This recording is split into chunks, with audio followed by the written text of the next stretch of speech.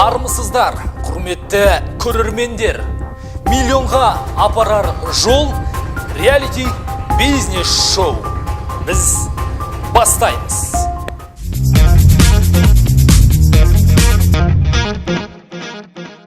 Осы аптада шабандоздар кәсіпкерліктің алғашқы сатыларына қадам басты.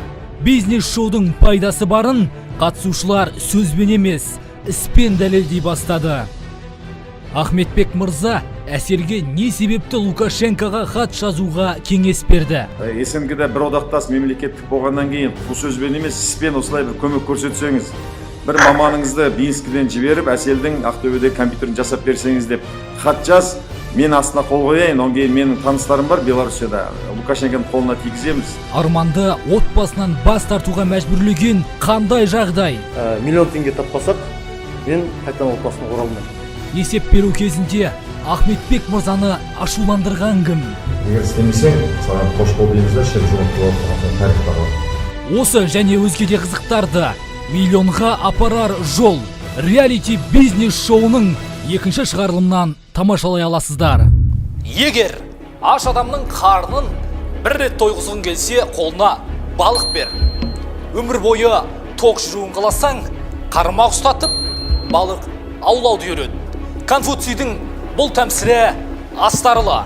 Бизнес-шоудың көздегені де осы. Біз ешкімнің қолына миллионды ұстатпаймыз. Есесіне миллионға барар жолды көрсетеміз. Бізбен бірге 12 шабандоз еріп келеді. Соларды бақылап, сізде миллионға барар өз жолыңызды көріңіз.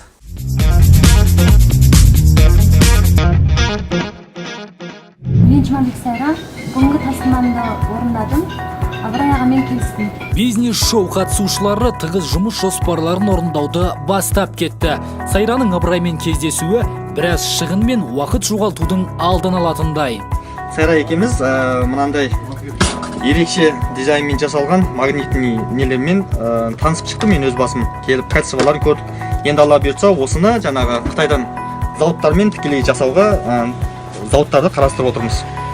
Саяхатта керек адамдарын түгендеуді бастады. 3,5 мың аз болғанда. Ал бүгісі ол 50-70-ті 3.000 теңгеге жасап жатыр. Бұл деген сөз өте арзан жасап жатыр. Бүгісіге қалған пайда максималды болғанда 1000 теңге көлемінде қалады. Мен бұл кісі өте қалай арзан жасап жатыр түсінбедім. Бұл кісімен конкуренттік орнату мен үшін біраз өте қиынға соғып тұр. Саяхат керек адамдармен кездесіп жүргенде Талғар мен Ерғали бір-біріне көмек қолдарын созды. Талғарға медициналық орталығына жарнамалық ролик түсірту керек болса, Ерғалиға кем дегенде 2 жарнамалық ролик түсіру қажет.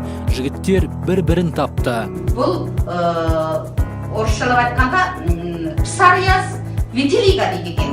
Міне осы науқастарды біз емдеу барысында осы 7-8 жылда 90%-ға дейін, яғни 90%-ге дейін емдеп сауықтырдық.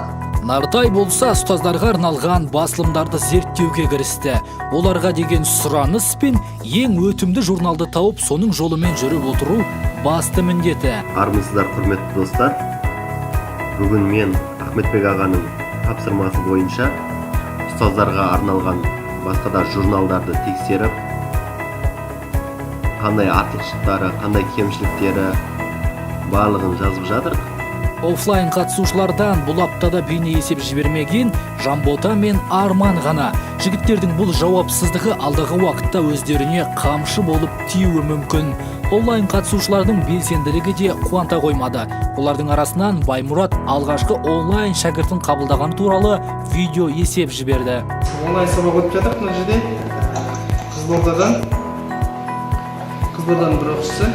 Ең бірінші алғашқы шәкіртім онлайн сабақ беріп жатқан кезде. Бұл екеуміз үй жұмысын және тапсырманы орындап отырмыз. Әселдің мамаларымен кездесуі сәтсіз аяқталыпты. Есесіне есепшілермен кездесіп, кіріс-шығыс есебін нақтылап алған. Қаншама логотип жасағанмен әлі де біреуді көңілінен шыққан жоқ, ізденістің үстіндемін. Одан басқа мен бүгін экономистпен кездестім, қисапты жасадық, ақылдастық біршама отырып. Қуанышбай да ерледі. Тәуекелге бел байлап Астана қаласынан өз сән салонын ашып алды. Бизнес реалити шоу бойынша қатысып отырған бизнес планымызды орындаудағы алдағы жоспарымызды орындадық. Яғни Астана қаласы Республика даңғылы Кенесары көшесіндегі өзіміздің сән салонымызға арналған орнымызды таңдадық. Арайда көшкелесіп келе жатыр. Бет алысы жаман емес. Мен қала маңындағы біраз фермаларды аралап, ешкі сүтін өндіретін кісілермен кездестім. Қала маңында Астана қаласы бойынша 48 адам ешкі бағумен, өсірумен, оның сүтімен сатумен айналысады екен. Сүттің құны литрі 1000 теңгеден басталады. Себебі ешкі сүтінен жасалған сыр өте жоғарғы бағаланатындықтан мен бүгін бірінші жұмысым осы ешкі сүтін бағасын білу және олардың шаруашылықтың жай-күйімен танысу болатын. Бизнес-шоудың шабандоздары барынта жігерімен қойған мақсаттарына күндіз-түні талпыну үстінде. Олардың әр минуты санаулы. Тәуліктің 18 сағатын бизнеске арнаған.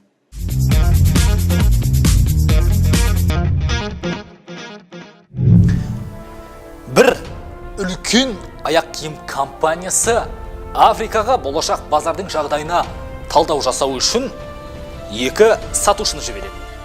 Арадан апта өткен соң жаңағы сатушылардың бірі басшылыққа деген жеделхатында былай деп жазады: мен қайтамын, мұнда ешқандай келешек жоқ, ешкімге аяқ киім керек емес, барлығы жалаң аяқ жүреді. Дәл сол мезетте екінші сатушыдан мынадай хабарлама жетеді: бұл үлкен сәттілік, мұнда базар айтарлықтай шектелмеген, не бар соның барлығын осы жаққа жібере беріңіздер, мұнда барлығы жалаң аяқ жүреді. Кез келген істегі сәттілік не сәтсіздік сол мәселені адамның басынан бастап қалай қабылдауына байланысты. Сізге кедергі не мәселе болып жүрген жайттар табысыңыздың кілті болып жүрмесін. Мұқият болыңыз. Компьютерім істемейді екен, наушнигі несі, сосын мен планшетке қосып алдым. Қазір планшет арқылы сөйлесіп отырмын сізбен. Компьютерін қашан жасайсың? Компьютерім былай істеп тұр, бірақ білмеймін неге қазір. Бұрындары біз сөйлесіп жүредім, нақ не болып қалғанын. Шеше аласың ба, келесі аптаға дейін көмек керек жоқ па? Білмедім, айта алмаймын. Егер істемесе көмек керек болады. Онда болса, қазір мына Беларусияның президенті бар, Лукашенко деген, естуің бар ма?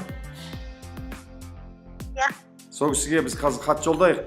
Осылай, сен Қызылорданасың ғой? Ақтөбе. Ақтөбеде Әсел деген қарындасымыздың осылай компьютер жасалмай жатыр. Сіз бізге осылай СНГ-де бір одақтас мемлекеттік болғаннан кейін қу сөзбен емес, іспен осылай бір көмек көрсетсеңіз, бір маманыңызды Минскіден жіберіп, Әселдің Ақтөбеде компьютерін жасап берсеңіз деп хат жаз, мен астына қол қояйын, одан кейін менің таныстарым бар Беларусияда, Лукашенконың қолына тигіземіз. Жарай ма? Оңайлықпен былай жүрсеге болмай ма? Жоқ, менің жолым сол енді. Мен сол жақсы білемін, Лукашенко осылай өте мейірбан адам екен, әсіресе осылай қазақтарға көмек бүйрегі бұрып тұрады екен. Жақсы ма? Жоқ, өзі шешесің. Шын болса жазайын. Шын болса жаз. Қазын емес бұл. Шын айтып отырмын. Ол өте мейірбан президент екен, талай адамдар осылай проблемасын шешіп алыпты. Жаз, мен көмектесем. Жақсы ма? Егер сізде шешілмейтін мәселе болса, Ахметбек Нұрсила кеңес етті деп Лукашенкоға хат жазыңыз. Осылайша онлайн шабандозымыз Әселдің жігерін қайрап алдық. Кез келген мәселенің шешімі бар, оны шеше білу керек. Бағанағы істелмеген шаруа видео келмей қойды. Егер де саған Ақтөбеден 3 бөлмелі квартираның кілтін берсе, дүйсенбіге дейін видео түсірем десе, істер ме едің жаңа видеоны, табар ме едің? Жоқ, видео таптым осы оны. Жоқ, маған нәтижесі керек, маған тапқаның керек жоқ. Саған осы сәрсенбіге дейін, бір жарым аптаның ішінде саған 3 бөлмелі квартираның кілтін береді, егер солай видео дайын болса десе, түсірер ме едің осы уақытқа дейін, дайын болар ме еді? 3 комнат, сен көз алдың келсе, саған видеоны түсірсең, саған 3 бөлмелі квартира береді. істер ме едің? Иә. Онлайн шабандоздар мен тапсырмалар талқысы скайп арқылы өтті. Арай, Баймұрат, Алтын, Әсел қатысып, нақты кеңестермен келер аптаға тапсырмалар алды. Ал Қуанышбай осы жолы белгілі бір себептермен шет қалды. Тапсырмаларды уақытымен тапсырмау, жаңа тапсырмалар алмау, жотаға жетер уақытты алыстата беретіні сөзсіз. Сондай-ақ бағдарламадан шығып қалу қаупі бар.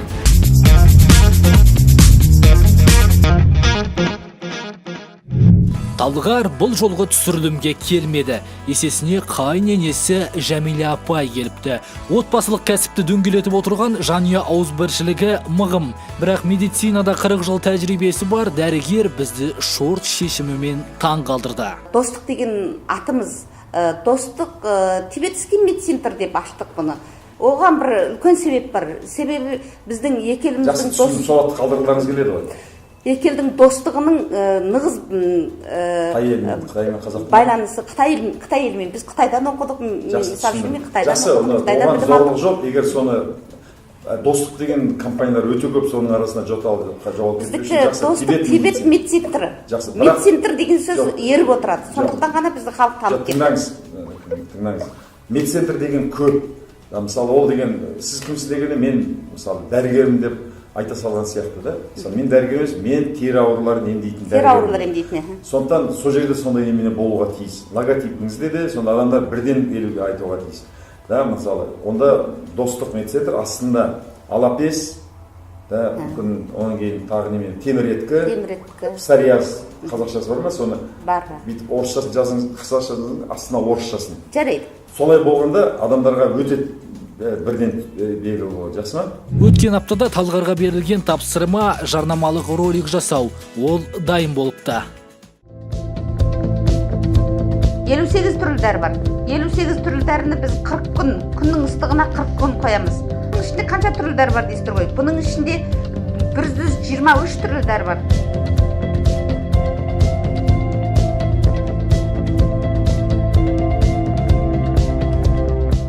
Тіпті 99%. Енді мына медицина ғылымда 100% деген нәрсе болмайды. 99% деген сауыққандары болды.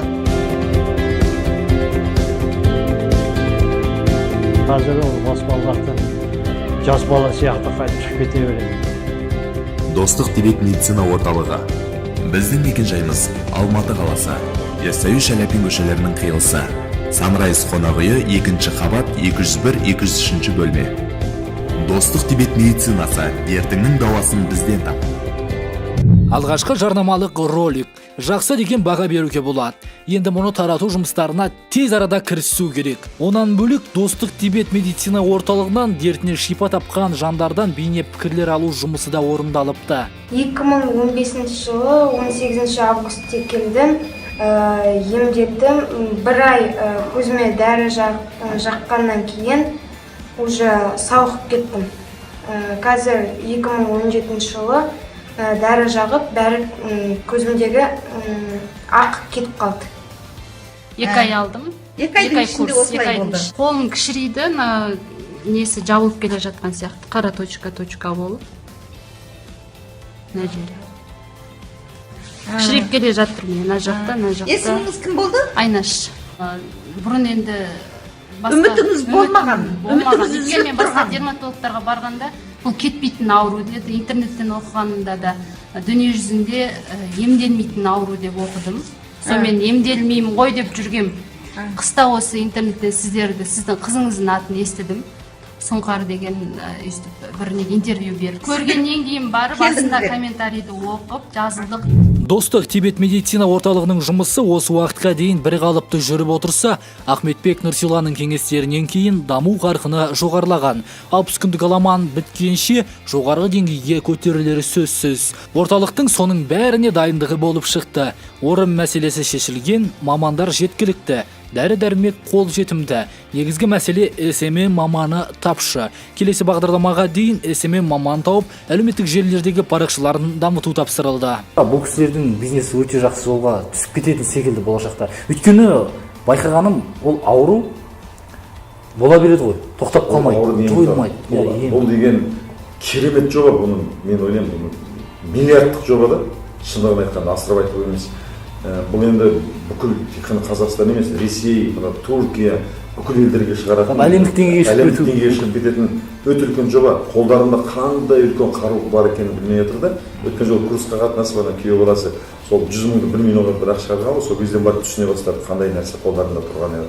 Сондықтан енді бұл отбасылық бизнес болғаннан кейін көмектесіп отырмыз. Ана баласы Америкада оқып кетті. Иә, талғар. Өкінішке қарай көп енді ауылдастың ауылсастық дейді да, біз өзімізді менсіне білмейміз. Европаға, Англияға, Америкаға барып табақтай диплом, жылына 50 мың, 100 мың долларға дейін ақша төлеп келеді. Келгеннен кейін көп осындай келіп оқып жатыр. Иә. Сонда бағана не деп отыр сізге, табынып қалды дейді ме? Табынып қалды деп, иә, бір сөзінде сөйдеді. Шындығында да енді Америкада енді кез келген оқудың соңында нәтижесін дегенде сен сол арқылы қанша табыс тауып жатсың, солай ғой? Нәтиже. Мына жерде тапқан табысының 1%-ін таба алмайды ана америкалық дипломмен. Жақсы, енді алда тағы бір 2 ай уақыт бар, 2 айдың ішінде үлкен жетістікке жету керек. Алла қаласа көреміз, керемет жетістікке тиіс деп ойлаймын. Келесі шабандозымыз Арман әу дегенден Ахметбек мырзаның қатаң сынына ұшырады. Қазақ нақыштағы перде өндірісін қолға алатын компанияның лого белгішесі қате жасалған. Сұрастырып келгенде кәсіби емес, әуесқой дизайнердің жасаған жұмысы болып шықты. Енді қайта жасату керек. Екінші тапсырма жарнамалық ролик дайындату керек болған.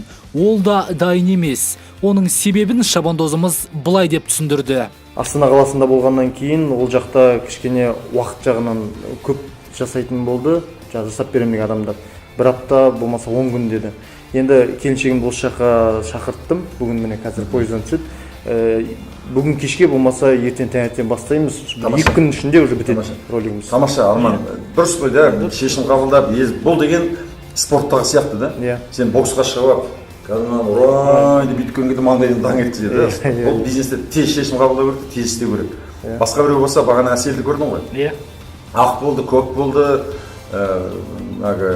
бұзау тумай қалды, сиыр шөп жемей қалды, әйтеуір бір түкке тұрмайтын сылтау тауып отыр. Ал адам неменесін бұл проблеманы задача деп қарады, проблеманы тапсырыс деп қарады үйретеді. Проблема бар ма? Оны мен шешу керекпін болды. Шешетін адам шешеді. Арманның тез шешім қабылдағаны Ахметбек мырзаның көңіліне бір қуаныш ұялатқандай. Осы кезде шабандозымыз бізді аздап қорқытып та қойды. Декорация жайлы айттыңыз ғой. Сол декорацияны әдейі жаңа келіншегіммен бірге қабылдадым. Ол кісіге айттым серт бергенде. Егер дедім осы жерден мен 2 айдың ішінде біз екеуміз, келіншегіміз екеуміздікі ғой, отбасылық. Миллион теңге таппасақ, мен қайтадан отбасыма оралмаймын. Осы жерде Алматыда қалам. Алматыда осы жерде миллион теңге тапқанша осы жерде Алматыда жүремін дедім. Енді ол кісі де қазір заинтересован. Жоқ, мәселе миллион теңгеде емес, енді алдымызға қойған мақсатты орындау керек. Ер адам екі сөйлеген өлген дейді ол қазақтан. Арманның бұл да бір батылдығы. 60 күндік аламанда миллион таппаса, 6 ай бойы отбасына бармай Алатау баурайында қалмақ. Арманға берілген тапсырмалар мыналар: келер аптаға дейін сайт жасау, медиа жоспар мен кіріс шығыс бюджетін жасау, SMM менеджермен тығыз қарым-қатынас орнату. Енді Арман менің аттасым. Өткен жолы топқа бірнеше лого белгісі жіберді, сонысын жаңа таңдап алыпты. Не себепті дұрыс емес деп айттыңыз? Анау не нәрсенің өзінің заңдылығы болады да, сол заңдылықты бұзып отыр. Енді ол шымшық сойса да баран өзі айтты ғой, қасап сойсын деп. Сол логотип жасайтын адамдар соның заңдылығын біледі. Ол алабажақ болмауға тиіс, ол бірден еске қалуға тиіс.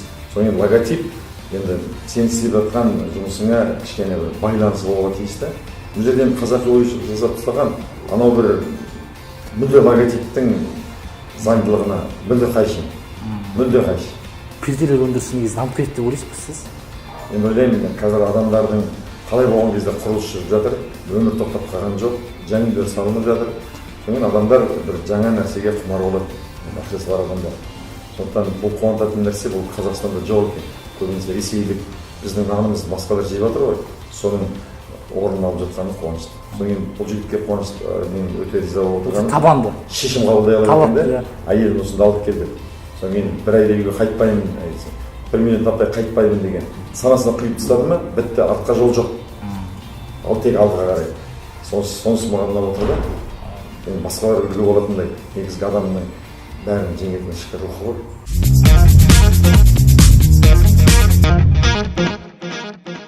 Нартай таңдап алған салада бәсекелес жоқтың қасы.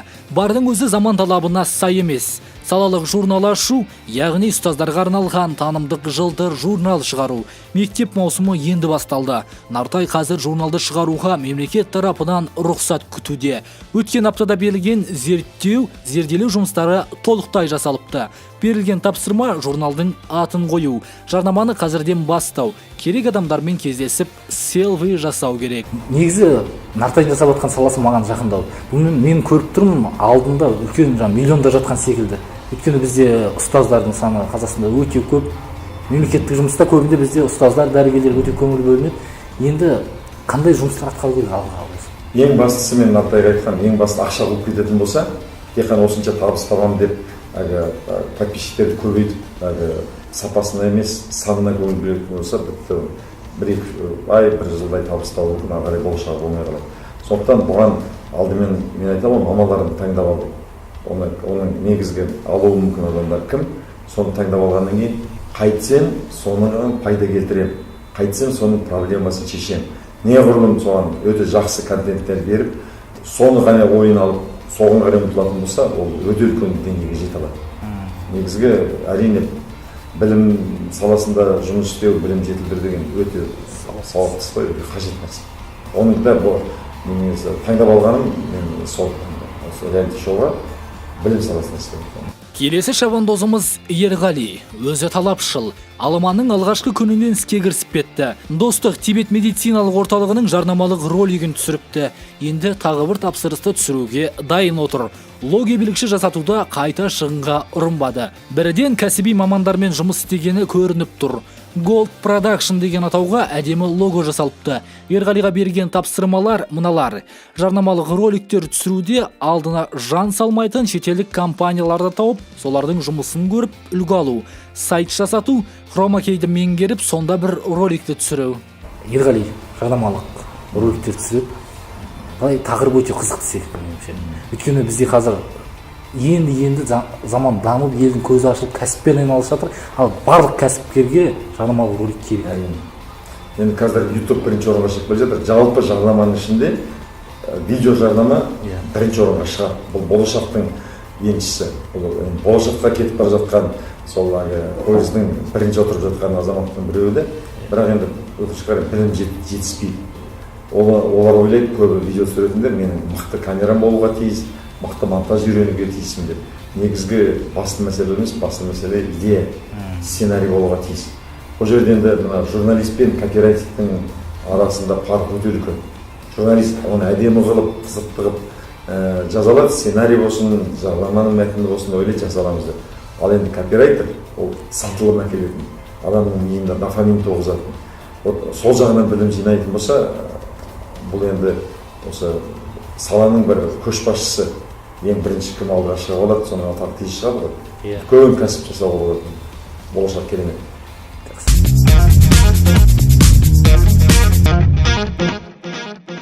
Жанбота, осы мен өлген жерің, Көкшетау боқтығыңа көмген жерің. Біржан бабаңның өткен жылы айтып едім, өлеңін тыңдадың ба? Білдің бе Жанботаның кім екенін? Би. Жанбота деген би болды. Жанбота деген атақты би болған. Қарағандылық жезқазғандікі.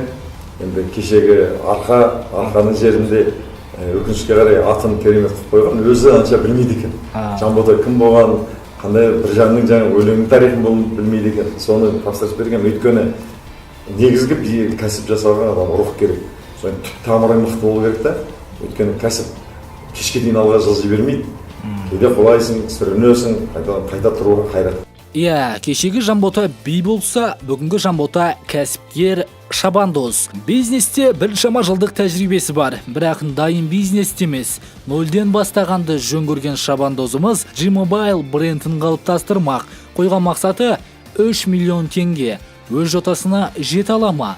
Нарықта жоқ аппараттарды алып келмек. Демек, жетуі мүмкін. Жалпы Жанботаның жұмыстары бір жүйеге түсіп келе жатыр. Лого белгішесі де көрген көзге түсінікті, ұнамды. Енді шабандозымызға команда керек. Декомпозиция мен шоурум, сайт жасатып, табыс бюджетін жасау тапсырылды. Осы Жанботаның кәсібі азды көпті менің көңіліме күдік ұялатып тұр аға. Өйткені мобильді қосымшаларды жөндеу қазір бізде өткен жолы өзіңіз айттыңыз, аэровокзалда, студентте көп, өте көп біздің үлкен Алматы қаласында. Телефондар. Телефондарды жөндеу деген секілді. Енді бұл жастар ғой. Нарық өте үлкен. Қазір енді ұялы телефон ұстамайтын адам жоқ десе болады. Мүлде жоқ десе болады. Ауылдың өзінде үлкен ақыларымызға ұстап отыр. Енді сұраныс көп болғаннан кейін оған ұсыныстар, соған айналысатын адам да көп. Бірақ менің Жанботамен әңгімелескенім ұққаным, сонымен заманауи техниканы меңгерген, қазіргі заман талабына сай осыны жасап жатқан адамдар аздау. Енді оған өкінішке қарай мына көрші мемлекетте көз ашық жастар кіріп жатыр. Осы Жанбота сияқты өте сол өрелі жаңа техниканы меңгерем деген адамдар жақсы болса, біз нарығымызды қорғай алатын едік. Жанботаның бойынан маған ұнағаны берген білімдерді сіңіріп, ана бір губка болады ғой, сол сияқты сіңіріп алып, бәрін онан кейін айтылған сұрақтардың көбіне жауап бере алды да өткен жолы. Көп адамдар бір 20-30%-ын сіңіріп қалды да, қалған сіңіре алмай қалады. Бұл 3 рет 4 рет көріп сабақтар. Екіншісі, өзінің өміріне жоғары стандарт қойып тастаған. Талап қойып тастаған өзіне өзі. Мен мысалы, осылай әкесіне машина алып берген, енді өзім осынша табыс табам, Алматыда тұрам, осындай биіктерге жетем деп. Осыны енді Алла денсаулық беретін болса, өзіне жоғары мақсат, өзіне жоғары өміріне стандарт қойды. Енді осыған денсаулық берсе, бұл тек қана ерік жігер. Бірақ ерік жігер деген ішкі рухы бар. Енді осыған білім беріп жүрсе, алға қызып жарып шығатын жастар қуаныштымын. Осындай жастар көбірек болса екен деп. Осылай реалити шоудың негізгі мақсаты сол ғой. Осылай жастарды басқаларға үлгі қылу. Адам жасағанда адам жасайды. Сайрада қатаң сынға ұшырады. Жасатқан лого белгішесі жарамсыз деп танылды. Менше бұл менің тұтынушы ретінде көзбен қарасам, мынада мен ештеңе түсініп тұрған жоқ. Мынау бір Қазақстанның астынан магнит өндіріп алып сатып жатқан компания сияқты, үлкен бір завод құрылысы сияқты, солай ғой. Егер сіз мынаны кім жасады? Бізде бір студентке жасаттым. Болмайды. Тез арада дүйсенбіге дейін сен бағана кім жасаған өзіңмен бірге қатынасып Ерғалидікін, Нартайдікін. Ерғали мен Жанбота екеуінің жасатқан адамды. Соларды өте сапалы жасаған, сол адамдар жасаппыз. Магниттің не екен? Мен болсам мұнда тоңазтқа жасап тұрған магниттер, содан кейін астына мысалы тағы да бос орын қалдырар едім да, мынаған сіздің қалауыңыз бойынша. Мысалы 5 магнит тұр, тағы да 5 магнит бос тұр. Мынаны сіздің қалауыңыз бойынша магнит жасап бере аламын деген. Түсінікті ме? Менің қазір келіп отырған мынауыңыз жарамайды. Сайраға өткен аптада берілген тапсырмалар қайта берілді. Қазақстан магниттері компаниясына лайықты жаңа магнит дизайны табылмай жатыр. Егер біздің көрермендер арасында дизайнерлер болса, Сайрамен жұмыс істесеңіз, сіз жасаған дизайн Қазақстан бренді болуы мүмкін. Онан басқа Сайра таңдап алған сала көп. Соның барлығын жүйелеп, өзі табу керек 2 миллион теңгеге әр қайсысын бөліп алуға жет. Сайра жөніндегі бұл кісі енді оптым дейміз ғой жаңағы. Көтерме бағада сатпаса, пайдасы өте аз түсетін секілді. Жотасына жете алмай қалу қаупі бар сияқты. Бар жаңа күнделік енді ол бір ұстап қалатын нәрсе ғой енді. Оқу жыл басында оқу басталған қарай. Ол әрине жақсы, бұл енді мен адамдарды өзім бүйтіп бөлем, тазылар төбеттер деп. Тазылар иіс сезеді да. Түркіге аңға шыққан кезде мен тазымен аңға шыққан, сол кезде көрмей тұрған кезде таз мұрнын көтеріп алып, анау жақта жотаның ар жағына кетіп бара жатқанын қалай да сезеді. Сондықтан кәсіпкердің негізгі бірінші қасиеті ол ақшаның иісін сезуге тиіс. Мына жерде ақша. Мысалы, 10 шақты адам отырған кезде біреу бір әңгіме айтуы мүмкін. 9-ы оның құлағынан кетеді, ал бір адам айтады, мына жерде ақша жатыр ғой деп. Ол соны иіс сезгіш болады. Енді негізгі саудада жүрген адамдар соны сезе қояды. Сайрада сондай немене бар екен. Күнделік деген кезде біз күнделік сатылып жатыр, жетпей жатыр. Күнделік шығармай жатыр екен десе айтып, жетпей жатса шығармайсың, жүрген ақша табуға болады. Соны тез сезе қойып, содан болсын жақсы біраз ақша тапты, ары қарай тауып кетуде. Бірақ енді бүкіл жотасына жете алмауы мүмкін ол арқылы. Содан кейін өзінің контейнерін жарнамалаудың жаңағы тәсілі дұрыс емес, ол видеоролик емес, басқа тәсілдер болды. Негізгісі бағана мен айтқаным, тоңазытқа жапсырып қоятын магниттер. Өзінің авторлық магниттер болу керек секілді меніңше. Ешкімде жоқ. Өзінің авторы. Қазақстанда әлі магниттер дейін шығарып отыр. Шетелге барсақ, бәріміз магнит алып келеміз. Солар өзі барсақ. Енді Қазақстанға да туристер көп келеді, соларға беретін магниттер. Мен бағана әдейі мен бәріне жолын айта бергім келмейді да. Шайнап берген ас болмайды дейді ғой. кішкене өздері де мысалы да бағанағы шетелден келетін туристер, туристік компаниялар, шетелде туристер қай жерде жүреді, солардың көзіне түсетін жеке өзі қуып жүрмейді ғой. Бұл өзінің пайдасын біраз табу керек, оны сататын адам да сонша пайда табу керек. Соны мен айтпай отырмын, өз ақылымен жете алады, жете алмаса мүмкін біраз кеңес беріп жүреміз. Негізгі мына реалити шоудың негізгі міндеті оларға қазір табыс тапқызып жіберу емес, олардың санасын ашу, білімін көбейту, осы арқылы үнемі табыс табу тоқтаусыз.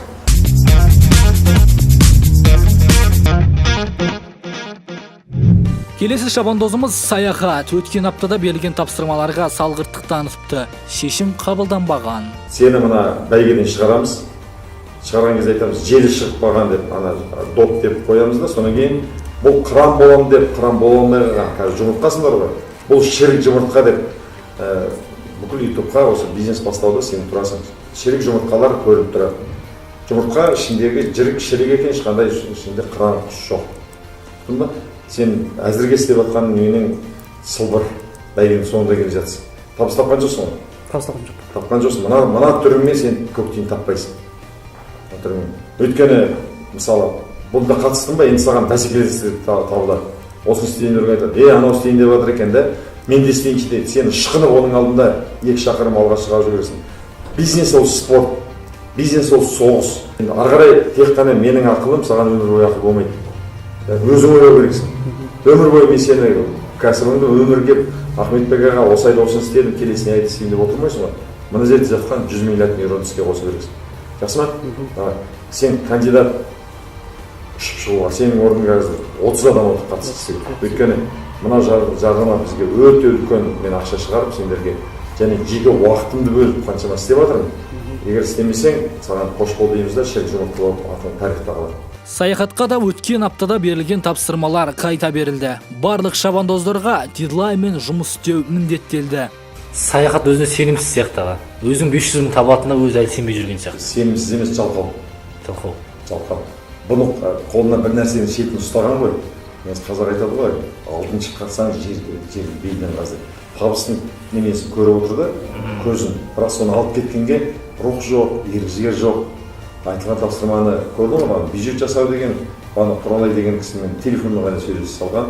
Соны Қуат деген бізде жүрген жетекші кеңес беретін адамды таппадым, анау сылтау.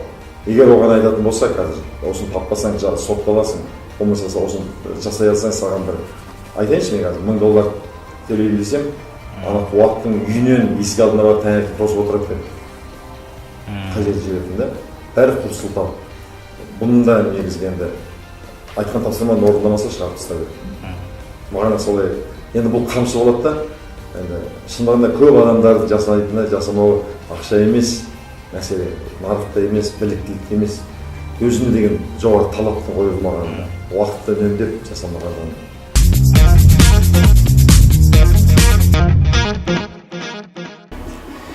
Миллионға апарар жол реалити бизнес шоуында жеңіске жеткен шабандозға тосын сыйымыз бар.